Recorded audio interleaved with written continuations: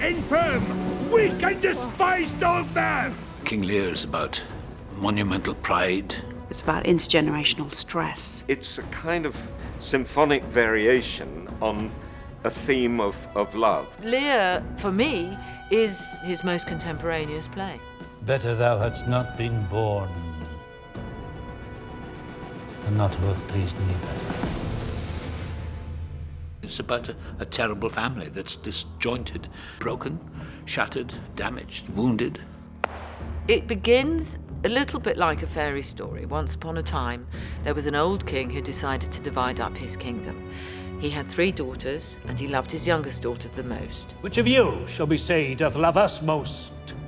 That we our largest bounty may extend where nature doth with merit challenge. It just speaks to a very, very toxic relationship.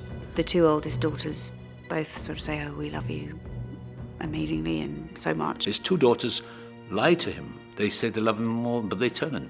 But the fact is that he made them like that when they're little girls. The youngest one goes, I'm not playing this game. He kicks her out. Hence and avoid my sights! So you've got the banished daughter who's decent, and then the 2 very, very badly damaged daughters who then proceed to strip him of his powers because they're fed up. If it could be you that stir these daughters' hearts against their father, fool me not so much to bear it tamely. Goneril and Regan, who've always been in competition with one another for their father's affections, just tear each other apart over the love of another very badly damaged character, Edmund, played by John Macmillan, who has also got a damaged and cruel father in the shape of Gloucester. Is not this your son, my lord? His breeding, sir, hath been at my charge. The Earl of Gloucester's narrative is parallel to Lear's in the play. In Gloucester's case, it is the story of his 2 sons, one of whom is his bastard son and one is his natural son.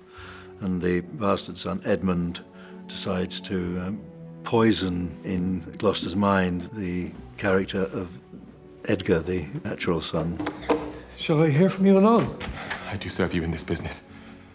It's an astonishingly brave play because it does display the unremitting cruelty of the world, and at the same time it gives you astonishing hope and love and a feeling of redemption. I am a very foolish, fond old man, 80 and upward, not an hour more nor less.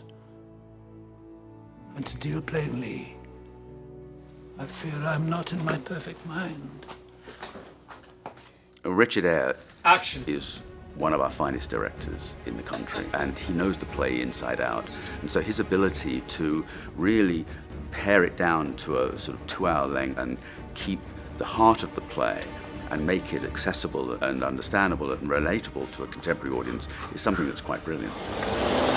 You've got this extraordinary history juxtaposed against the modernity. And I think it will help audiences get into the character, get into the story. Thou shouldst not have been old till thou hadst been wise.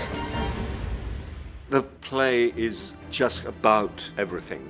It has a sort of huge, capacious heart and mind and philosophy.